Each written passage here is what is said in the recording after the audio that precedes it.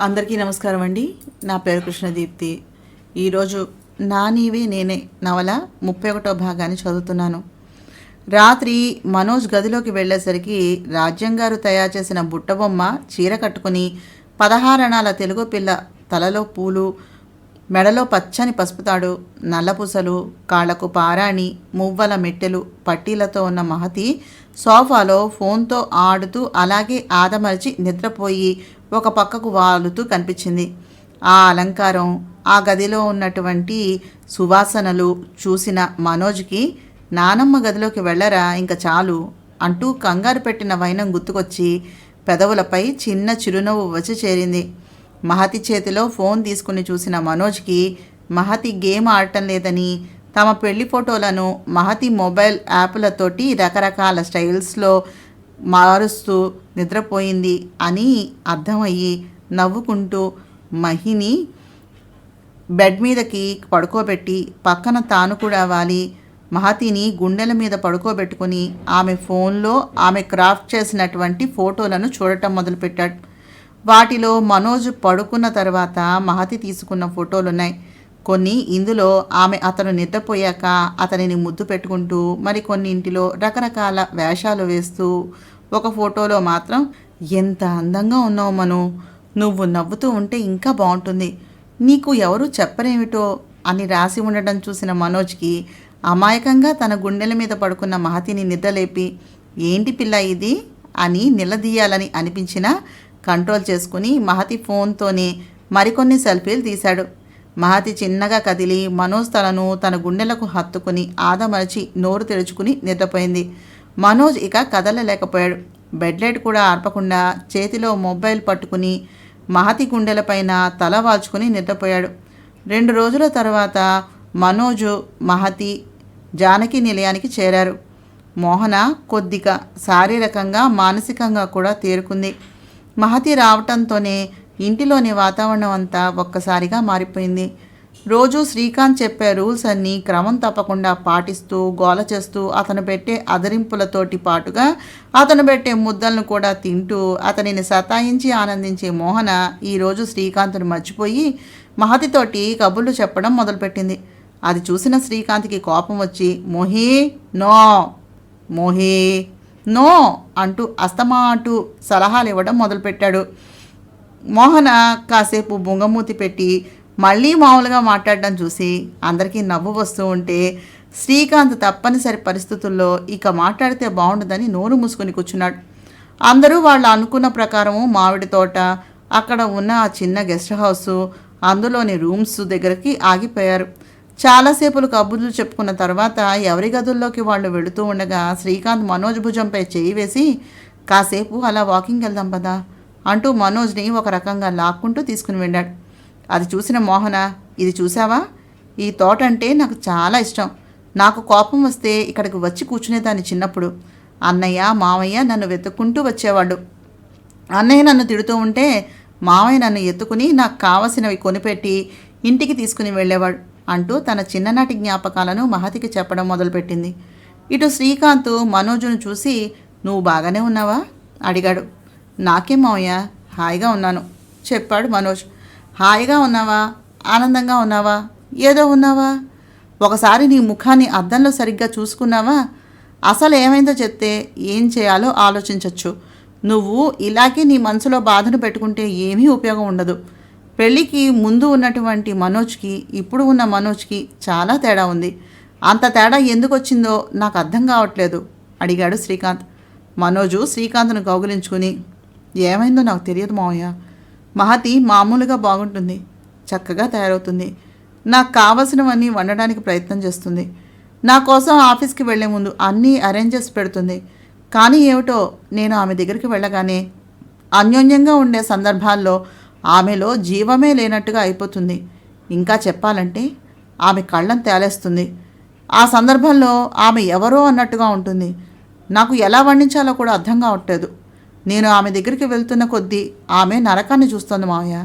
కానీ తెల్లారేక ఇదేమీ ఆమెకు గుర్తుండటం లేదు.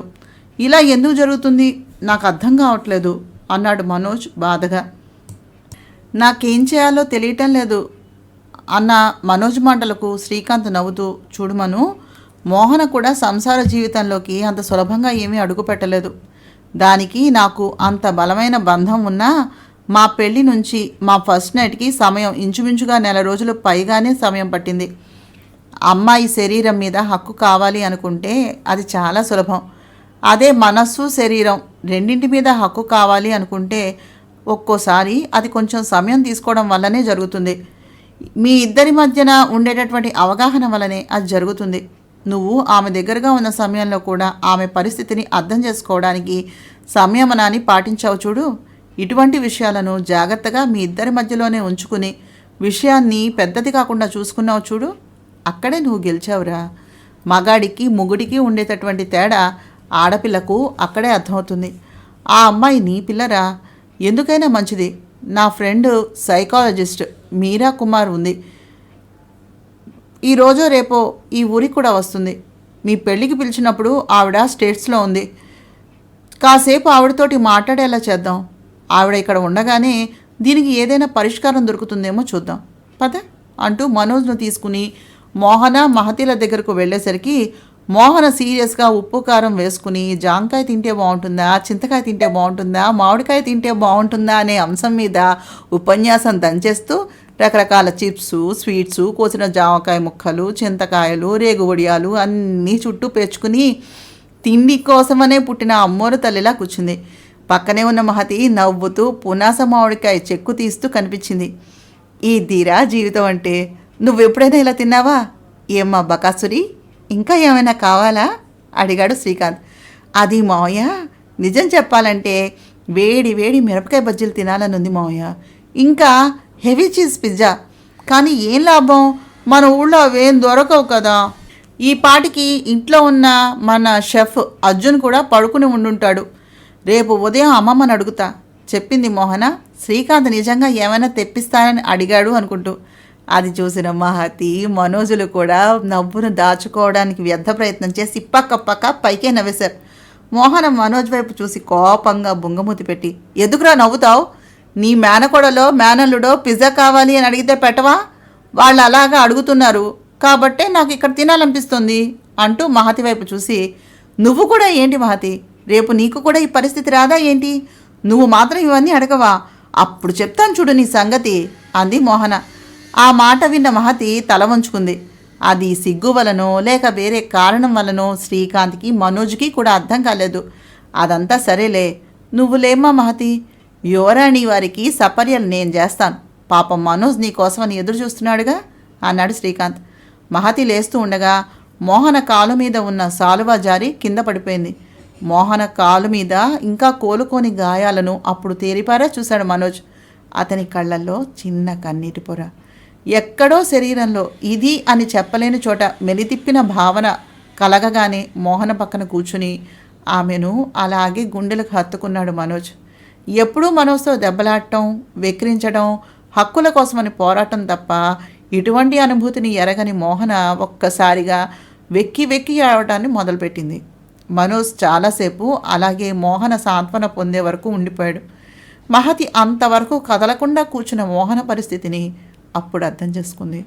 ఇంతసేపు అంత చక్కగా మాట్లాడుతూ ఎలా ఉందా ఆమెకు అర్థం కాలేదు.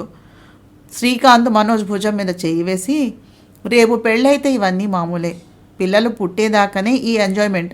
ఆ సమయం ఎలా గడిచిపోతుందో ఎవ్వరికీ తెలీదు. ఈరోజే మన చేతుల్లో ఉంది. దీనిని అందంగా అనుభవించాలి, అందంగా మలుచుకోవాలి.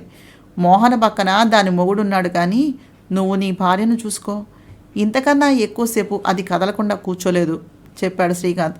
మనోజు మోహన నోటి మీద ముద్దు పెట్టి కన్నీరును తుడిచి, రేపు నీకు ఏం తినాలని ఉన్నా నాకు చెప్పు, నీ బేబీకి నీకు ఏం కావాల్సిన వాటన్నింటినీ నేను రెడీ చేయించి పెడతాను, సరేనా అడిగాడు. మోహన నవ్వుతూ తల ఊపి మహతి వైపు చూస్తూ, మహీ, మా అన్నయ్య జాగ్రత్త, నీకు అప్పగించేశాను అంది. 2 రోజుల తర్వాత మీరా కుమార్ తన ప్రాపర్టీ విషయంలో ఉన్నటువంటి సమస్యను కోసమని భాస్కర్ గారిని కలవటానికి వచ్చింది. ఆమెతో అంతకుముందే శ్రీకాంత్ ఈ విషయం మాట్లాడటంతో ఆమె ఫ్యామిలీ ఫ్రెండ్ లాగానే మహతిని, మోహనను కూడా కలిసింది. మోహనకు చీకటిగా ఉన్నా, ఒంటరిగా ఉన్నా భయపడటం, ఎప్పుడూ తన పక్కన మనిషి ఉండేలా చూసుకోవటం ఎక్కువైపోయింది ఈ మధ్యన. హమేషా శ్రీకాంత్ ఆమె పక్కన ఉండకపోతే విపరీతంగా భయపడిపోవటం, నిద్రపోకుండా ఉండేందుకు ప్రయత్నం చేయడం లాంటివి చేస్తోంది. దీనికోసమని శ్రీకాంత్ మోహనను చూపించాడు. మోహన కోసం అన్నట్టుగానే మహతిని చూపించాడు. మన దేశంలో సైకాలజిస్టుని కలవడం అంటే పిచ్చి ఆసుపత్రిలో డాక్టర్ని కలవటం అన్నట్టుగా ఫీల్ అవుతారు జనాలు. కానీ ఏమాత్రం డెవలప్ అయిన కంట్రీస్లోనైనా కాస్త ఒత్తిడి కలిగితే చాలు, కౌన్సిలింగ్ కోసమని వెళ్ళి ప్రశాంతంగా ఉండడానికి ప్రయత్నం చేస్తారు వారు. ఈ మాత్రం విషయం జనాలు అర్థం చేసుకునేటప్పటికీ ఇంకా ఎంత సమయం పడుతుందో తెలీదు. ఏది ఏమైనా మీరు చాలా సహనాన్ని పాటించారు మనోజ్ గారు అన్నారు డాక్టర్ మహతిని చూసి వచ్చి. ఇది సాధారణంగా జరిగినటువంటి విషయం కాదు. ఆమె ఏదో విషయాన్ని చూసి బాగా భయపడింది. అది ఆమె మనసు మీద చెరగని ముద్రను వేసుకుంది. ఆమె మిమ్మల్ని ప్రాణం కన్నా ఎక్కువ ప్రేమిస్తోంది మనోజ్ గారు. అయితే ఆమెకు మీరు చెప్పిన చాలా విషయాలు తెలియవు, లేక ఆమె మనసు వాటిని గ్రహించకుండా కూడా ఉండి ఉండవచ్చు.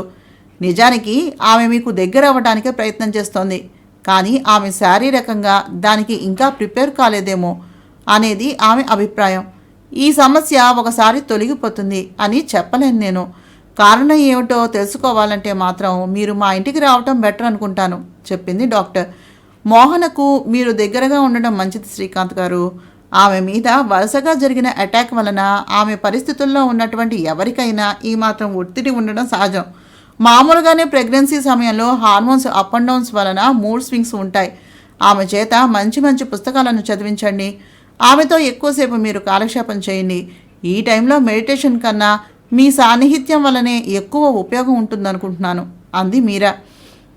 పూర్వం మన ఇంట్లో మంచి చెడ్ల గురించి చెప్పడానికి పెద్దలుండేవారు. తాత అమ్మమ్మలు పిల్లల మనసులో ఉండేటటువంటి వికారాలను దూరం చేసేవారు. మంచి మంచి కథలు కబుర్లు చెప్పేవారు. మనిషి సంఘజీవిగా ఉండేవాడు కనుక పరిస్థితి కొంతవరకు మన చేతుల్లో ఉండేదేమో. ఈరోజు మనిషి సంఘజీవిగా కాకుండా ఇంటర్నెట్ తోటి కాలక్షేపం చేస్తున్నాడు. మనసు మీద విపరీతమైనటువంటి ఒత్తిడి కలిగినప్పుడు శరీరానికి ఎలా వైద్యం చేయించుకుంటామో మన ఆలోచనలు అదుపు పెట్టుకోవడానికి కూడా వైద్యం చేయించుకోవడం తప్పేమీ కాదు. అలా ఉన్న వ్యక్తి రోగి కాదు. ఈ విషయాన్ని అర్థం చేసుకోవడానికి ఇంకా మనకు మన సమాజానికి ఎంత సమయం పడుతుందో తెలియదు. కానీ మన కుటుంబంలోని వ్యక్తికి ఇటువంటి కష్టం వచ్చినప్పుడు దగ్గర ఉండి అవగాహన కల్పించడం అనేది మన కనీస బాధ్యత కదా చెప్పింది మీరాకుమార్. కొద్ది రోజుల తర్వాత డాక్టర్ మీరాకుమార్ ఇంటికి మోహన మహతీలను తీసుకుని వెళ్లారు శ్రీకాంత్ మనోజ్లు. డాక్టర్ మీరా మోహనకు మహతికి ముందుగా ఇంజెక్షన్స్ చేసి మోహన సబ్కాన్షియస్ స్టేజ్లో ఉండగా ఆమె మనసుకు ధైర్యం ఇచ్చేటటువంటి మాటలను చెప్పి అలాగే రెస్ట్ తీసుకోమని మహతి దగ్గరకు వచ్చింది. మహతి నిద్రలో ఉంది అని నిర్ధారించుకుని మహతితో మాట్లాడటం మొదలుపెట్టింది మీరా. మహతికి 9 సంవత్సరాల వయసులో మహతి తండ్రి సత్యనారాయణ బిజినెస్లో బాగా నష్టాలు రావడంతో అతని తండ్రి భార్య కూతురుతో దూరంగా ఉన్నటువంటి చిన్న ఇంటికి వచ్చిన కొత్త.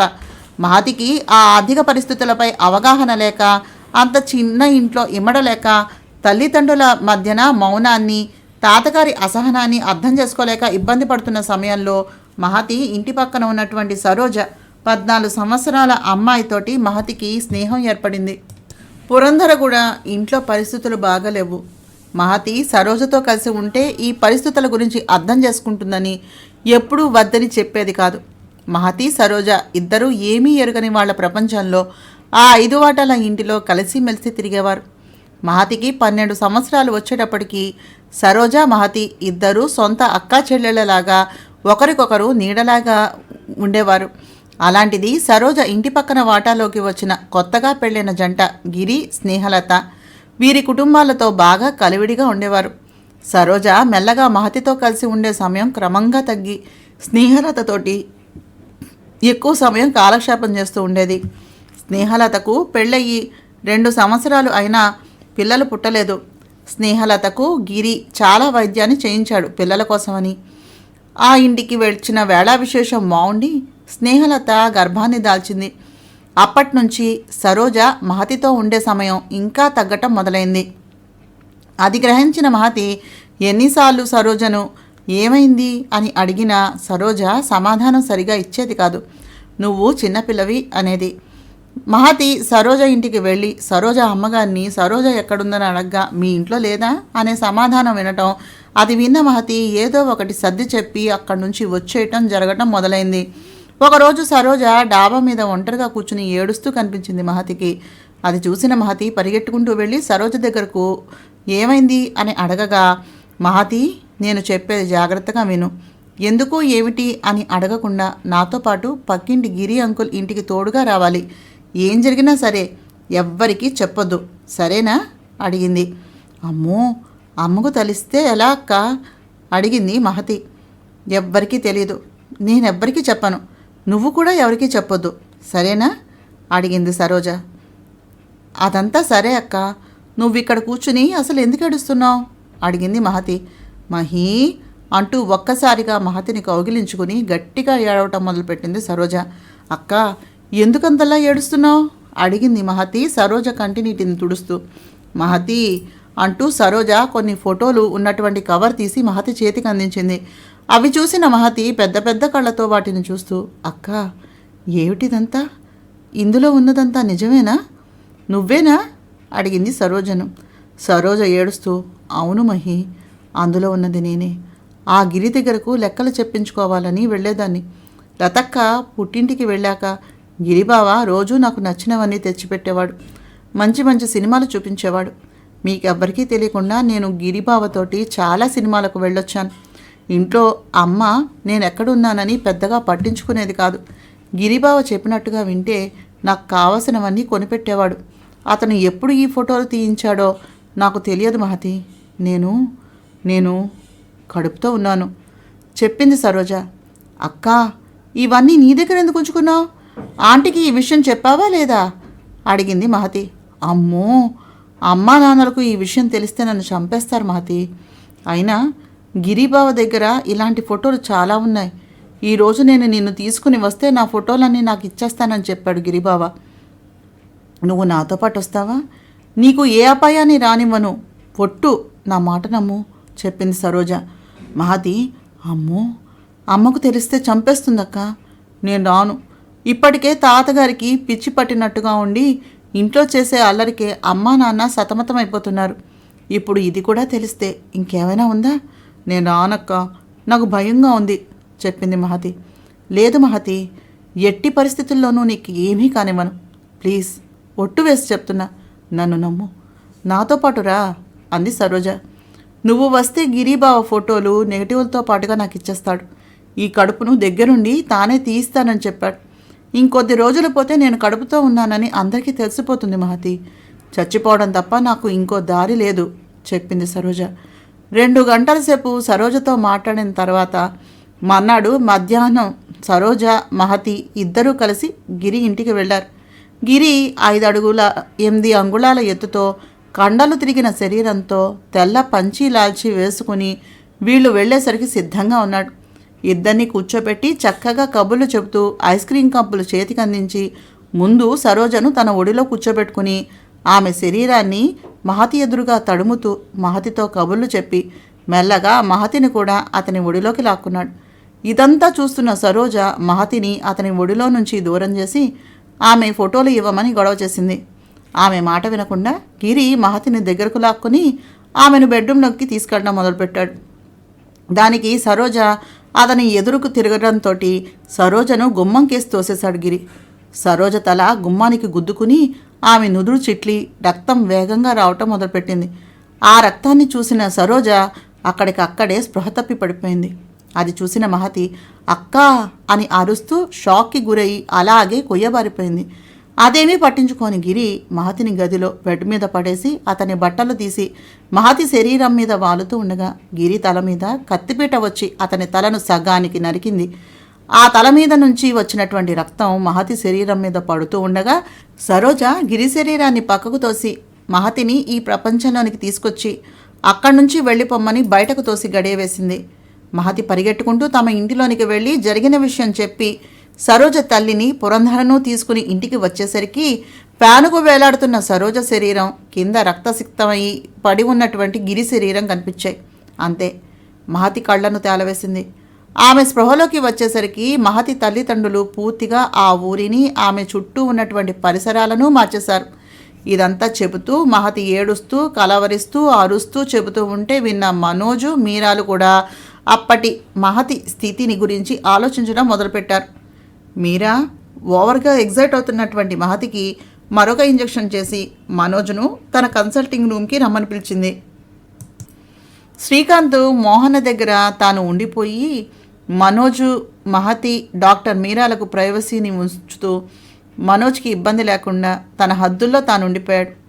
ఈ విషయంలో మనోజ్ అంతటా మనోజు ఏదైనా చెప్తే సరే, లేకపోతే తాను ఎక్కువగా కల్పించుకోకూడదు అనుకున్నాడు. అందుకే ఈ విషయాన్ని అతను మోహనకు కూడా తెలియనివ్వలేదు. మనోజు మహతిని వదిలి మీరా రూమ్లోనికి వెళ్ళాడు.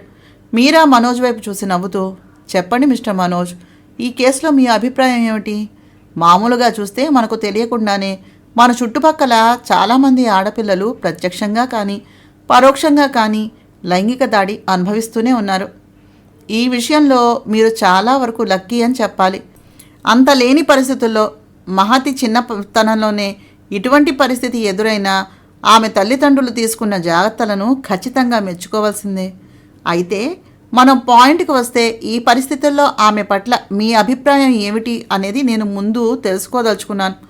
కానీ ఒక్క మాట మాత్రం వాస్తవం, మనం బాహాటంగా చెప్పుకున్నా, మన మనసులో చెప్పుకున్నా, ఈ రోజుల్లో కేవలం భర్తనే భార్యతోటి శారీరకంగా జీవితాన్ని ప్రారంభించే వాళ్ళు చాలా తక్కువ మంది ఉంటారండి.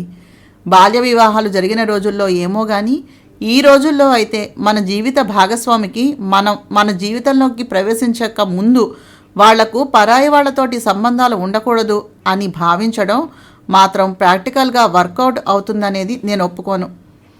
మీరు ఎటువంటి దాపరికాలు లేకుండా నాతో మీ మనసులోని విషయాన్ని చెప్పినట్లయితే మనం తర్వాత మహతికి ఇవ్వవలసినటువంటి ట్రీట్మెంట్ గురించి మాట్లాడుకోవచ్చు. కానీ మరొక విషయం కూడా నేను చెప్పదలుచుకున్నాను. మీ జీవితంలో మహతి స్థానం ఏమిటో నాకు తెలియదు, కానీ ఆమె జీవితంలో భర్త అంటే మాత్రం మీరే అని ఖచ్చితంగా చెప్పచ్చు అంది మీరా. డాక్టర్ మీరా, నాకు కూడా భార్య అంటే మహతి మాత్రమే. ఆమెను పెళ్లికి ముందు నేను శారీరకంగా దగ్గర అవటం కోసమని ఇబ్బంది పెట్టిన విషయం నాకు గుర్తు వచ్చింది. ఆమెకు మీరు ట్రీట్మెంట్ ఇస్తూ ఉండగా ఆ సమయంలో ఆమె కొంచెం ఓవర్గానే రియాక్ట్ అయ్యేది. అయితే అది సిగ్గు, భయము అనుకున్నాను తప్ప ఇటువంటి ఇబ్బంది ఉందని నేను గ్రహించలేకపోయాను. కానీ ఇది ఇలా ఎన్నాళ్ళు కొనసాగుతుంది అనేది మాత్రం నాకు అర్థం కావటం లేదు. ఇప్పుడు మా ఇద్దరి మధ్యన ఉన్నటువంటి దూరాన్ని మా ఇంట్లో వాళ్ళు కూడా గుర్తించే పరిస్థితి వచ్చేసింది. ఇంచుమించుగా వాళ్ళ చూపులు ఎదుర్కొనే ధైర్యం లేక నేను ఇక్కడికి వచ్చానని చెప్పవచ్చునేమో అన్నాడు మనోజ్. సరే మనోజ్, మొదట కొద్ది రోజులు ప్రత్యక్షంగా మహతికి ట్రీట్మెంట్ ఇస్తాను. తర్వాత మనం ఆన్లైన్లో కౌన్సిలింగ్ ప్రక్రియను కొనసాగించవచ్చు. సహజంగా ఆడవాళ్లకు మొదటి కలయిక మీద రకరకాల అపోహలు ఉండడం సహజమే. ఇది మహతిలాగా చిన్నప్పుడే లైంగిక దాడుల వల్ల ఇబ్బంది పడిన వారి గురించి అయినట్లయితే చెప్పనవలసినటువంటి అవసరమే లేదు. ఆమె కేసులో అయితే మహతికి మీతో సాన్నిహిత్యం అవసరం. సరోజ చూపించిన ఫోటోలు, ఆ తర్వాత ఈమె ముందు జరిగినటువంటి రభస ఏదైతే ఉందో అది మీరు దగ్గర అవుతున్న తరుణంలో ఆమె మనసుపై ఒత్తిడి కలిగేలా చేస్తోంది. మీకు తెలుసో లేదో, మన వివాహ వ్యవస్థ ఇద్దరు తెలియని వ్యక్తుల్ని కలుపుతూ ఉంటుంది. వారిద్దరి మధ్యన అవగాహన ఏర్పడటం కోసమని పెళ్లిలోనూ శోభనానికి ముందు రకరకాల వేడుకలను జరిపిస్తారు మన పెద్దవాళ్ళు. ఇప్పుడు మీరిద్దరూ చేయవలసింది కూడా అదే. నేను వెళ్ళేదాకా రెగ్యులర్గా ఇక్కడ ఆమెకు కౌన్సిలింగ్ ఇప్పిద్దాం. నాకు తెలిసి ఉపయోగం ఉంటుందని అనుకుంటున్నాను. తర్వాత ఆమెను తీసుకుని మీరు ఎక్కడికైనా కొంతకాలం దూరంగా బయటకు వెళ్ళరండి. మీపై ఆమెకు ఉండే నమ్మకమే ఆమెకు మానసికంగా బలాన్నిచ్చి శారీరకంగా మీరు ఏకమయ్యేలాగా చేస్తుంది అంటూ మహతి ఎక్కువ ఎగ్జైట్ అవ్వకుండా ప్రశాంతంగా ఉండేలా చూసుకోమంటూ మందులు రాసి ఇచ్చారు. శ్రీకాంత్, మోహన వెంట మహతి, మనోజులు ఇంటికి చేరుకున్నారు. మహతి, మనోజులు జానకి నిలయానికి చేరుకునేటప్పటికీ 15 రోజులు కావస్తోంది పెళ్ళయ్యి. మహతి ఈ లోపల 4 సిట్టింగ్స్ కౌన్సిలింగ్కి వెళ్ళింది. డాక్టర్ చెప్పినట్టుగా మనోజు జాగ్రత్తలను తీసుకుంటున్నాడు. ఈ 15 రోజుల్లో మోహన గాయాలు కూడా చాలా వరకు నయమయ్యాయి. మహతికి ఎక్కడికైనా ప్రశాంతంగా దూరంగా తీసుకుని వెళ్ళాలని మనోజు లాంగ్ ట్రిప్ని ప్లాన్ చేశాడు. వాళ్ళ ఆఖరి మజిలీ లక్షద్వీప్. శ్రీకాంత్, మోహనల హనీమూన్ స్పాట్ అది. వాళ్ళు బయలుదేరి వెళ్ళిపోయాక మోహనకు ఎక్కడ లేని కోపం పుట్టుకొచ్చింది శ్రీకాంత్ మీద. కోపంతో శ్రీకాంత్ వైపు చూడటం, మాట్లాడటం కూడా మానేసింది మోహన. అది గమనించిన శ్రీకాంత్ మోహనను కాకా పట్టడం కోసమని నానా ఇబ్బందులు పట్టడం మొదలుపెట్టాడు. నిజానికి తను ఎటూ కదలేని పరిస్థితుల్లో ఉన్నదని మోహనకు కూడా బాగా తెలుసు. కానీ ఇంత త్వరగా ఆమెకు గర్భం వస్తుందనే ఆలోచన కూడా ఆమెకు కానీ శ్రీకాంత్కు కానీ చేసింది కాదు. శ్రీకాంత్ ఆ రోజు రాత్రి మోహనను తీసుకుని టెర్రస్ మీదకు వెళ్ళి తనతో మాట్లాడకుండా ముఖం పక్కకు తిప్పుకున్న మోహనను చూసి, ఏయ్, నువ్వు కింద అరిస్తే అందరికీ వినబడుతుంది, అందుకోసమని ఇక్కడికి తీసుకొచ్చాను, ప్లీజ్ రా. నువ్వు ఇంత త్వరగా నాన్నను చేస్తావని నాకేం తెలుసు చెప్పు. ఏదో చదువుకుంటున్నావు, మనం జాగ్రత్తగానే ఉంటున్నావు అనుకున్నాను అన్నాడు శ్రీకాంత్. అంటే నాది తప్పంటున్నావా అడిగింది మోహన కోపంగా. ఛీ, ఆ మాట నేనెక్కడన్నాను అడిగాడు శ్రీకాంత్. మరి నేనేదో నిన్ను బలవంత పెట్టి ఇదంతా చేసినట్టు మాట్లాడతావేంటి? ఎప్పుడో నువ్వే. ఛీ, నా చేత చెత్త మాటల్ని మాట్లాడించకు అంది మోహన ముఖం తిప్పుకుంటూ. అదేంటి మోహి అలా అంటావు? నాకు మాత్రం ఎంతమంది పెళ్ళాలు ఉన్నారే? ఏదో ఉన్న ఒక్కత్తి సగం రోజులు ప్రాజెక్ట్ అంటుంది, సగం రోజులు కాన్సెప్ట్ అంటుంది, సగం రోజులు ఎగ్జామ్స్ అంటుంది. మరి నాతో ఉన్న కాసేపు నా పెళ్ళం నాకే సొంతం అనుకుంటాం, కానీ ఇవన్నీ ఎక్కడ ఆలోచిస్తాను చెప్పు అడిగాడు శ్రీకాంత్ అమాయకంగా ముఖం పెట్టి. అలా ముఖం పెట్టి వెధవ చూపులు చూసామంటే ఈసారి గుడ్లు పీకేస్తాను చెప్పింది మోహన కోపంగా. మోహి, మొగుడినే ఏమైనా బాగుందా? మనోజ్ గారు పెళ్ళాన్ని తీసుకుని బయటకు వెళ్తే అది నా తప్ప చెప్పు. కరోనాలో పెళ్లి చేసుకుని హనీమూన్కి వెళ్ళలేదని ఏడిస్తే అలాగే. హనీమూన్కి వెళ్ళలేదు అన్న మాట తప్ప నిన్నెక్కడికి తిప్పలేదు చెప్పు. అడవులు తిరిగాం, గెస్ట్ హౌస్లు తిరిగాం, తోటలు తిరిగాం, అమ్యూజ్మెంట్ పార్కులు తిరిగాం. నాకు కుదిరినంతలో నువ్వు నన్ను నీ కొంకుకు కట్టుకుని కూడా తిప్పుకోకపోయినా నీ చున్నీని పట్టుకుని నేనే తిరుగుతూ ఉన్నాను కదే. మరీ అలా మాట్లాడితే ఏం చెప్పాలి చెప్పు అడిగాడు శ్రీకాంత్. శ్రీకాంత్ మాట్లాడేదంతా వాస్తవమేనని మోహనకు కూడా తెలుసు. కానీ ఎక్కడో తనకు మిగిలిన అసంతృప్తి.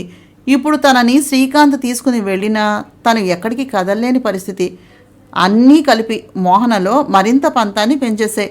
కానీ శ్రీకాంత్ చేసే సపర్యలు, అతను జాలిగా ముఖం పెట్టి మాట్లాడుతూ ఉంటే మోహన మనసు వెర్రనలాగా కరిగిపోయింది. శ్రీకాంత్ వైపు నవ్వుతూ చూసి, నువ్వు జాదూగాడివి మావయ్య, నా ప్రాణం తీయడానికే పుట్టావు తెలుసా అంది మోహన. శ్రీకాంత్ ఒక్కసారిగా మోహనను ఎత్తుకుని తిప్పుతూ, నేను నీ ప్రాణం తీయటానికి పుట్టలేదు, నీ ప్రాణాల్లో కలిసిపోవడానికి పుట్టాను అంటూ తమ బెడ్రూమ్ వైపు నడిచాడు. ఎంతటి కోపాన్నైనా ప్రేమతో కూడిన స్పర్శ, తప్పే అని ఒప్పుకునే వారి లాలన, పసివారిలా చేసే సపర్యలు కరిగించి వేస్తాయి. డబ్బుతో సౌకర్యాలను కొనుక్కోవచ్చు, అవి ఇచ్చే సుఖాలను కొనుక్కోవచ్చు, కానీ ప్రేమతో కూడిన స్పర్శ అందించే ఆనందాన్ని కొనుక్కోలేం.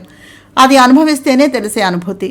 అది ఆ స్పర్శ ఎరగని వారికి మాత్రమే అర్థమయ్యేటటువంటి లోటు. నాతో మీరు ఏకీభవించగలరా? మనోజ్ మహతీలు డాక్టర్ చెప్పిన ప్రకారం విదేశాలకు వెళ్లకుండా మన దేశంలోనే రకరకాల ప్రాంతాలను తిరగటం మొదలుపెట్టారు. ఇంచుమించుగా మహతి వారానికి ఒక సిట్టింగ్ ఆన్లైన్లో మీరాతో కౌన్సిలింగ్ తీసుకుంటూనే ఉంది. మనోజ్ మహతి సంసార జీవితం అందరిలా ప్రారంభం కాకపోయినా వారిద్దరి మధ్యన అవగాహన బాగా ఏర్పడింది. ఇంత చేసిన తర్వాత డాక్టర్ మీరా సలహా ప్రకారం మనోజ్ ఒంటరిగా కాకుండా హనీమూన్ ప్యాకేజీ వైపు మొగ్గు చూపాడు. తమలాగా కొత్తగా పెళ్ళైనటువంటి దంపతులతో పాటు తిరిగేలాగా.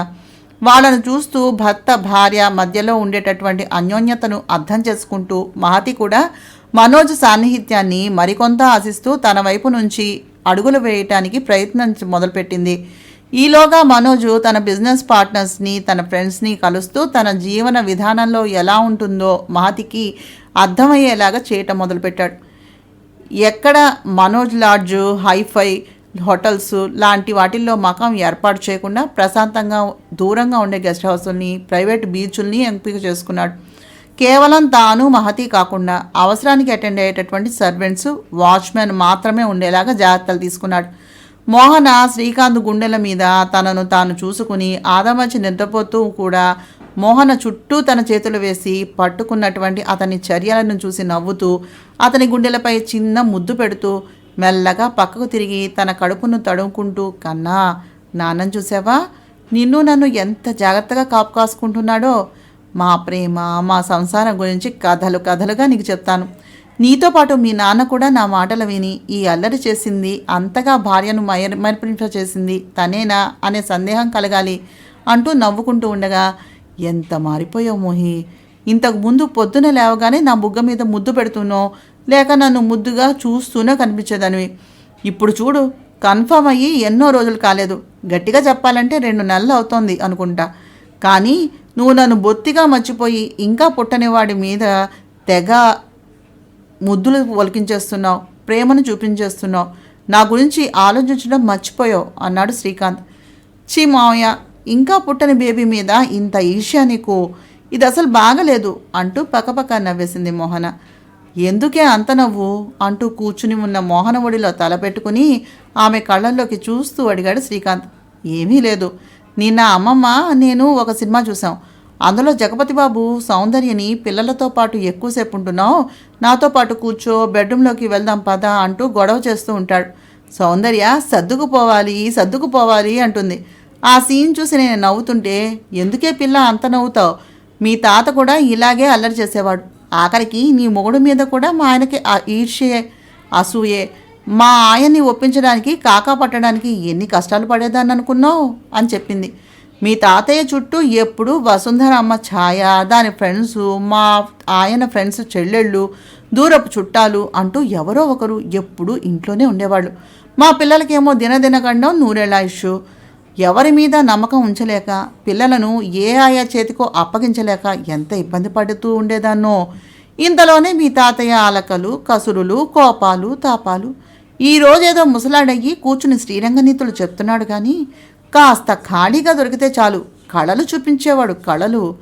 మగవాడు ఈ విషయంలో ఎప్పుడూ స్వార్థపడేనే మోహన. మన కోసమని వాళ్ళు సమయాన్ని కల్పించుకోవాలి కానీ వాళ్ళకి మనం సమయం ఇవ్వకపోతే భరించలేరు. అది అనుభవించే ఇల్లాలకే అర్థమవుతుంది.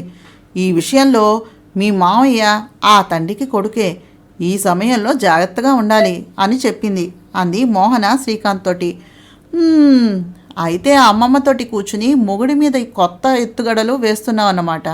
మరి జాగ్రత్తగా చూసుకొని ఈ మొగుడిని. అసలే నాదంతా మా నాన్న పోలిక అంటూ మోహనను ఉడికించాడు శ్రీకాంత్. అది విన్న మోహన, ఏది ఏమన్నావు అడిగింది మోహన శ్రీకాంత్ని కోపంగా చూస్తూ. అదే, నువ్వు నేను జాగ్రత్తగా ఒకరితో ఒకళ్ళు ఏ విషయం దాచుకోకుండా నిజాయితీగా ఉండాలని అన్నాడు శ్రీకాంత్ నీళ్లు నవ్వుతూ. శ్రీకాంత్ తడబాటు చూసిన మోహన పకపకా నవ్వుతూ శ్రీకాంత్ తలను తన కడుపుకు అదుముకుని, మావయ్య బేబీకి నీ గురించే చెప్తున్నా అంటూ శ్రీకాంత్ జుట్టులో చెయ్యి పెట్టి నిమిరి అతని కళ్ళల్లోకి చూస్తూ ఉండిపోయింది. శ్రీకాంత్ ఆమె మనసులో ఆలోచనలు కనిపెట్టినట్టుగా మోహన నడుమును తన చేతులతో చుట్టి ఆమె కడుపుకు తన ముఖాన్ని ఆనించి మెల్లిగా ముద్దు పెడుతూ, అవును బేబీ, అమ్మ చెప్పిన కథలే కాదు, మీ నాన్న కథలు కూడా నువ్వు వినాలి, అచ్చం చిన్నప్పుడు మీ అమ్మ విన్నట్టుగా అన్నాడు శ్రీకాంత్ మోహనను ఎక్కిరిస్తూ. ఇక్కడ హనీమూన్ అంటూ వెళ్ళిన మనోజ్ మహతిని తీసుకుని హెలికాప్టర్లో శ్రీనగర్కి తీసుకుని వెళ్ళాడు. మొదటిసారి మహతి తన జీవితంలో అంత దగ్గరగా హెలికాప్టర్ని చూడటం, ఎక్కడం కూడాను. అంతా పెద్ద పెద్ద కళ్ళతో ఆశ్చర్యంగా చూస్తూ చిన్నపిల్లలా ఎంజాయ్ చేస్తున్న మహతిని చూసిన మనోజ్ కూడా అన్నీ మరిచి ట్రిప్ని ఎంజాయ్ చేయడం మొదలుపెట్టాడు. ఆ తర్వాత 4 రోజులు శ్రీనగర్లో బోటింగ్ హౌస్లో మకాం ఏర్పాటు జరిగింది. అదంతా చూస్తూ ప్రతిదానిని క్షుణ్ణంగా పరిశీలిస్తూ మహతి అన్ని బెంగలను మర్చిపోయి గలగలా పారే సెలయేరులాగా గెంతడం మొదలుపెట్టింది.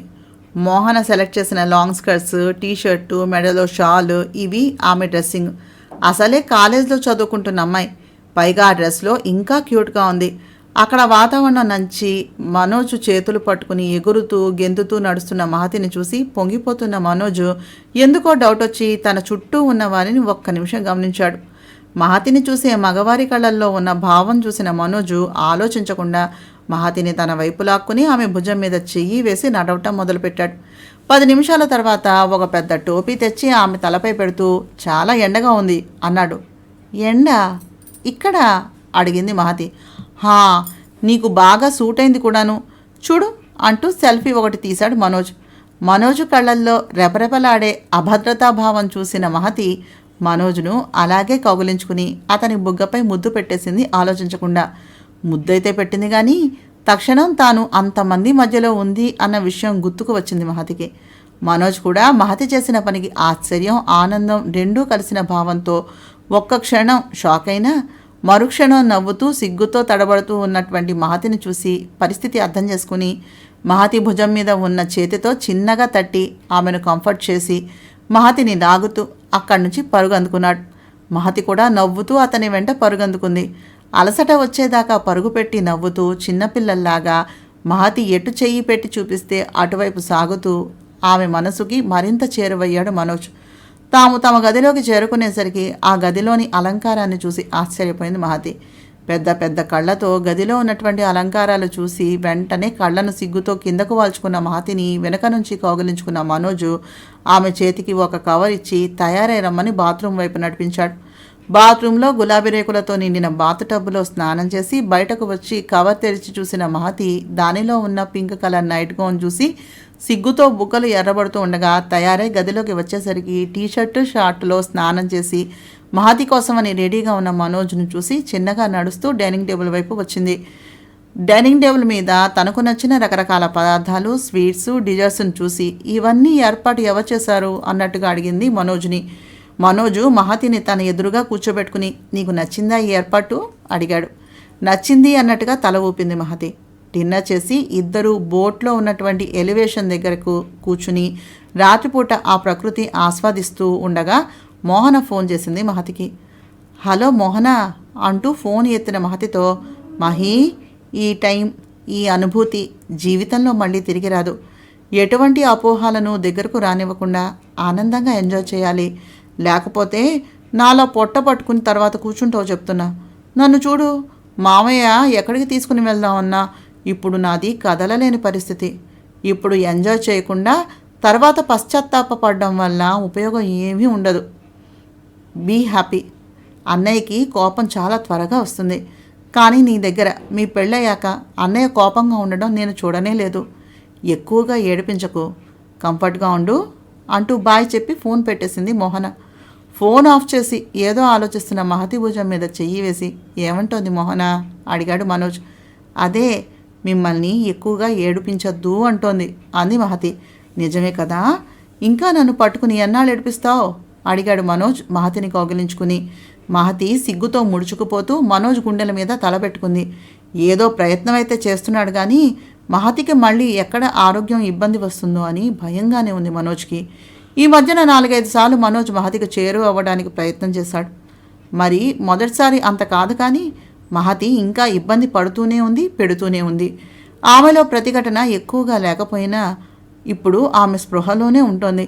అదే చాలు అన్నట్టుగా మనోజ్ మహతిని కంటికి రెప్పలా కాపాడుకుంటున్నాడు. తాము వెళ్ళిన ప్రతి చోట అత్యవసరమైనటువంటి హాస్పిటాలిటీ ఉండేలాగా చూసుకుంటున్నాడు. మరి మహతి మనోజ్కి చేరువ కాగలుగుతుందా? మహతి తన గుండెల మీద సిగ్గుతో వాలగానే మనోజ్ మహతి నడుము చుట్టూ చేతులు వేసి మహి, కంగారుగా ఉందా అడిగాడు. మహతి లేదు అన్నట్టుగా తల ఊపింది మౌనంగానే. గదిలో మహతి మనోజ్ల ఉచ్ఛ్వాస నిశ్వాసాలు తప్ప మరేమీ వినిపించటం లేదు. మనోజ్ ముందుగా మహతిని బెడ్ మీద కూర్చోబెట్టి డాక్టర్ మీరా ఇచ్చిన ట్యాబ్లెట్లను మహతి చేతికి అందించి ఇవి వేసుకో అన్నాడు. మహతి మనోజ్ని సందేహాత్మకంగా చూసి సరే అన్నట్టుగా తల ఊపి ఆ ట్యాబ్లెట్ వేసుకుంది. మనోజ్ మహతి ఒడిలో తల పెట్టుకుని పడుకుని మహతి కళ్ళల్లోకి చూస్తూ, మహతి, ఇప్పుడు నువ్వు సేఫ్గా ఫీల్ అవుతున్నావా? భయమేం లేదు కదా అని అడిగాడు. మహతి మనోజ్ కళ్ళల్లో రెపరెపలాడుతూ ఉన్న భయాన్ని గుర్తించగానే ఒక్కసారిగా ఆమె కళ్ళల్లో నీళ్లు తిరిగాయి. ఐఎమ్ రియల్లీ సారీ మను. నిన్ను ఇంత ఇబ్బంది పెడతానని తెలిస్తే నేను నిన్ను అసలు పెళ్లి చేసుకుని ఉండేదాన్ని కాదు.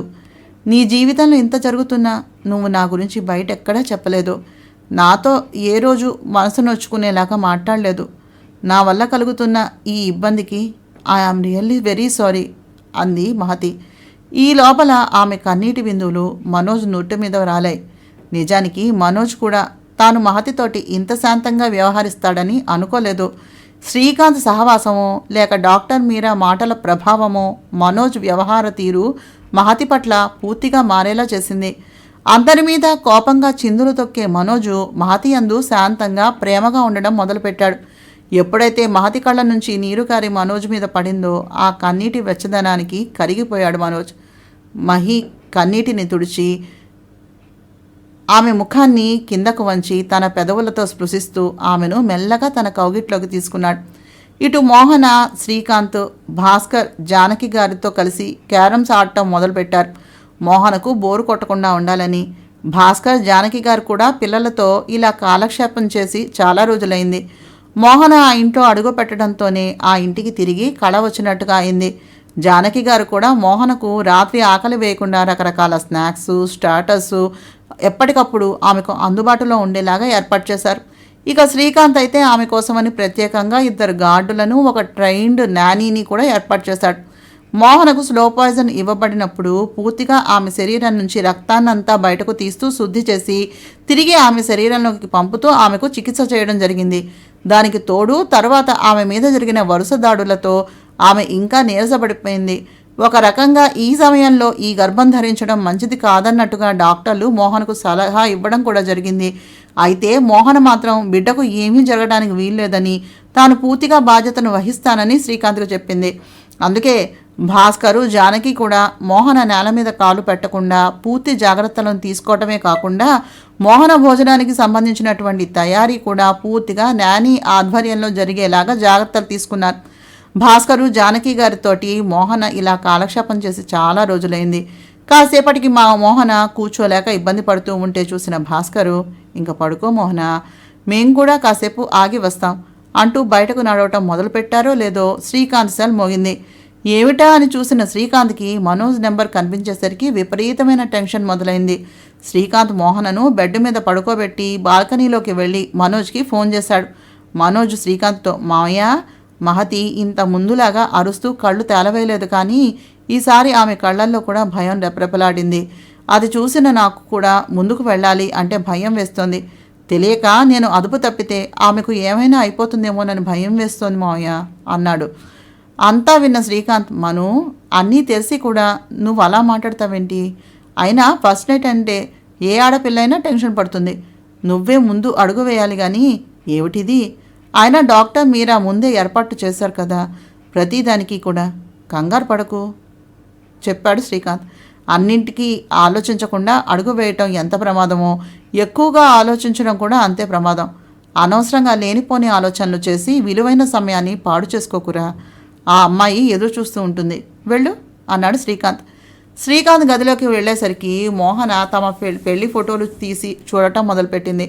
తెల్లని లాల్చీ పైజామాలో శ్రీకాంత్ పెళ్లి కొడుకు వేషంలో ఉన్నటువంటి ఫోటోను చూసి నవ్వుతూ, మరో పక్క తాను ఆర్ట్ సినిమాలో హీరోయిన్ లాగా ముఖం అంతా పసుపు, పెద్ద కుంకుమ బొట్టు, తల నిండా అక్షింతలతో ఉషగారితోటి బ్యూటీషియన్ని ఎలాగైనా పిలిపించమని దెబ్బలాడుతున్న ఫోటోని చూసిన మోహన ముఖం మీద చిరునవ్వు వచ్చి చేరింది.